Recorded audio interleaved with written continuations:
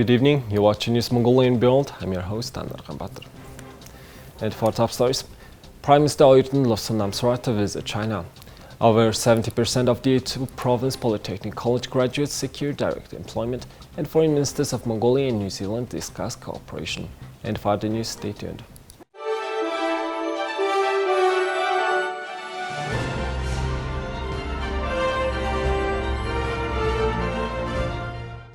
The Mongolian Prime Minister Oyun-Erdene has accepted an invitation from Premier Li Qiang of the State Council of the People's Republic of China to embark on an official visit to China from June 26 to July 1st.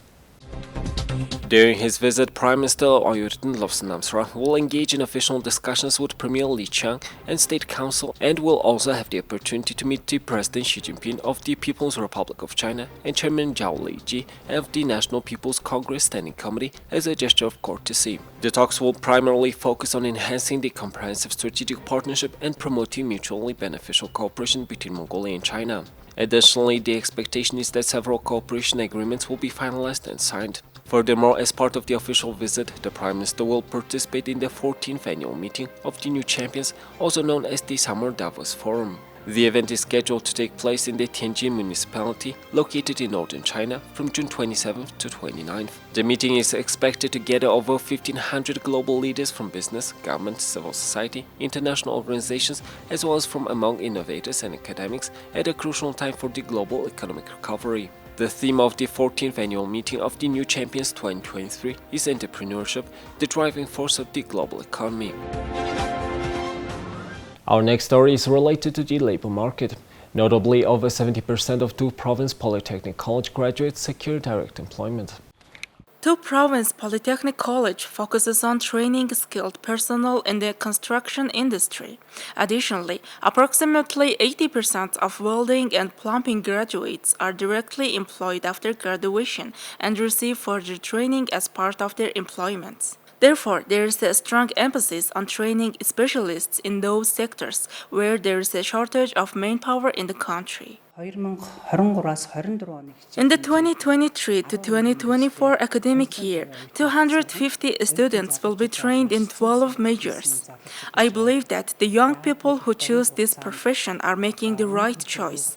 It's evident that they are remarkable individuals who aspire to contribute to the development of their country by receiving their secondary education free of charge and becoming highly skilled professionals in a relatively short period of time. Every year, our college graduates approximately 40 students in both our 2.5 years and 1 year programs. We have separate buildings dedicated to theoretical and practical training. The training building can accommodate 15 students concurrently for industrial training and is equipped with the latest state-of-the-art facilities. Moreover, our practice building also offers the necessary equipment for training individuals in the mobile phone and electronics repair if they wish to pursue that specialization. Attitudes indeed play a crucial role in preparing students that study at Polytechnic College to become qualified. Therefore, it's essential to provide this type of knowledge in addition to practical training. Remarkably, representatives of parents have highlighted that Polytechnic colleges not only offer knowledge, but also provide opportunities for practical experience in the professional environment. This aspect contributes to the increased number of students opting to study at Polytechnic colleges. The Minister of Foreign Affairs of Mongolia, recently engaged in a phone conversation with her counterpart, Nanaia Mahuta, the Minister of Foreign Affairs of New Zealand. The discussion, which took place on June 20th, 2023, revolved around fostering cooperation between two nations. Minister Batmuk expressed her commitment to enhancing and actively pursuing collaboration with New Zealand. One significant topic addressed during their phone conversation was the upcoming International Women Foreign Ministers meeting initiated by the Minister of Foreign Affairs and scheduled to be held in Ulaanbaatar City from June 29th to June 30th. The meeting will delve into critical issues such as international peace, stability, climate change, and food security. Nanaia Mahuta expressed her confidence that the meeting will contribute to finding solutions to these challenges and conveyed her well wishes for its success. Thank you for staying with us. Now let's take a look at the currency exchange rates provided by Mongol Bank.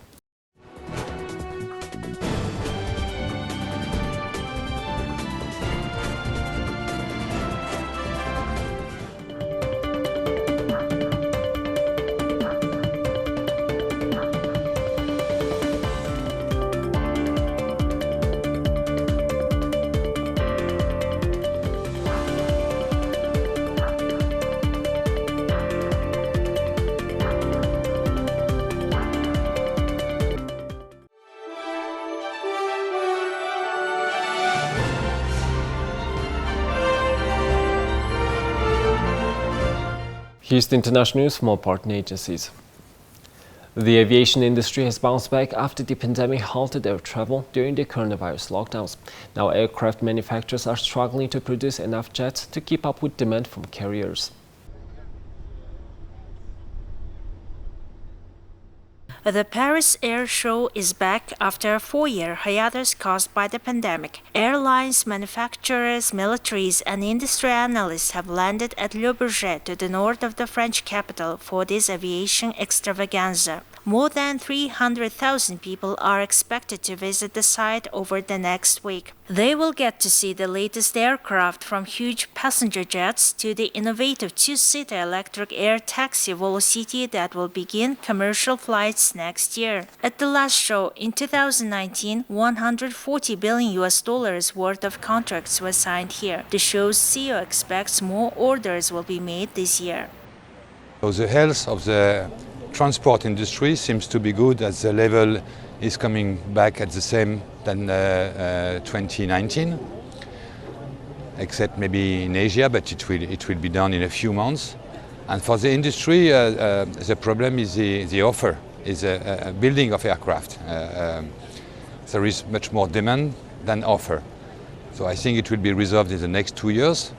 But placing orders is one thing, receiving them is quite another. As people start flying again after the pandemic, demand is high, but making enough airplanes to meet the demand is proving struggle. Airbus and India's Indigo airline announced a deal for 500 passenger jets on Monday. The record-setting order underscores surging demand for air travel fueled by the country's economic growth. Earlier this year, Air India unveiled a deal for 470 Boeing and Airbus passenger jets.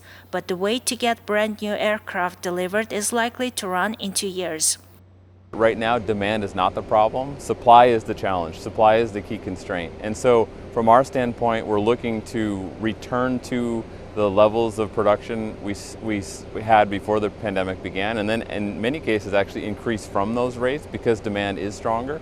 From a backlog standpoint, we're looking at 2027 and beyond for availability in terms of general availability.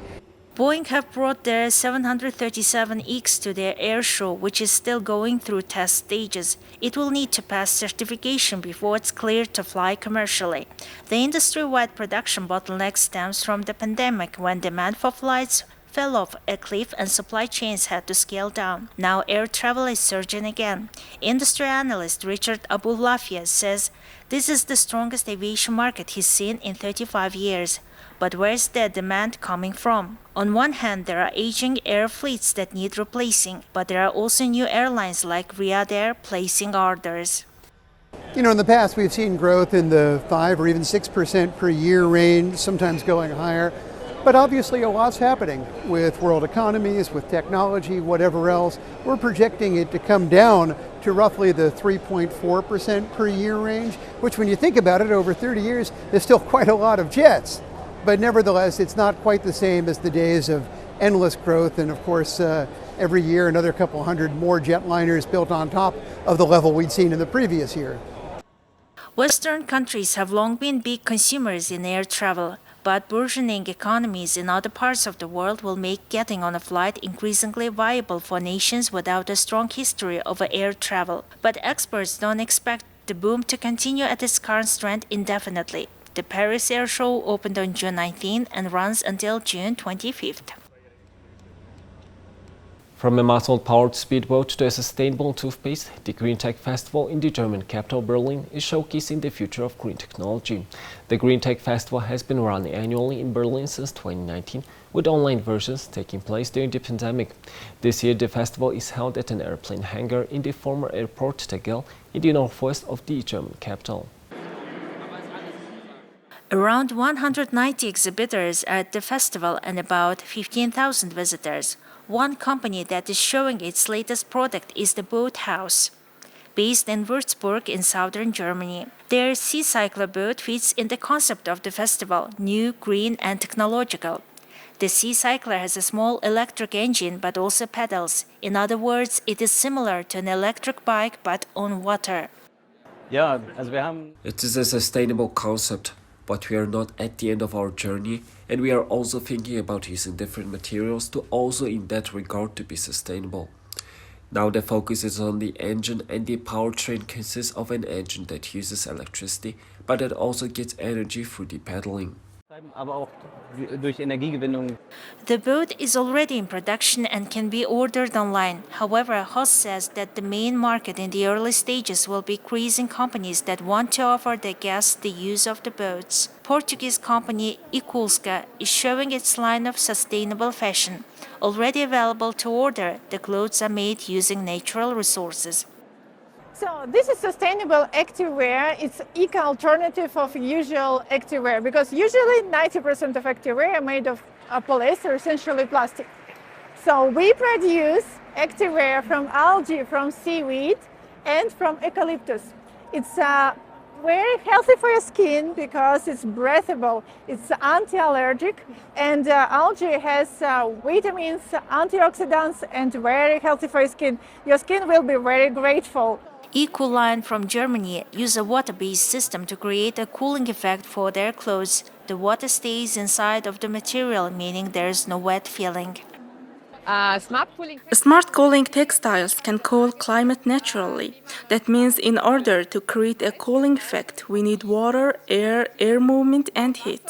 We have curtains and duvets that can be used in daily life in order to stay cool without using a carbon dioxide source. You don't need energy, just a bit of water, and then the cooling effect works. German company Natch has produced a toothpaste that it claims is more sustainable than standard brands on the market. The small Natch balls are chewed quickly before brushing. They come in a glass bottle instead of a tube.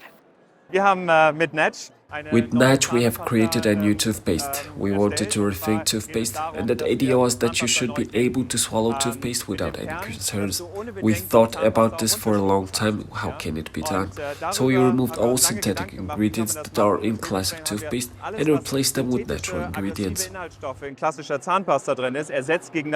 The Green Tech Festival opened on June 15 and runs through June 16, 2023. Here's the weather forecast of world's major cities.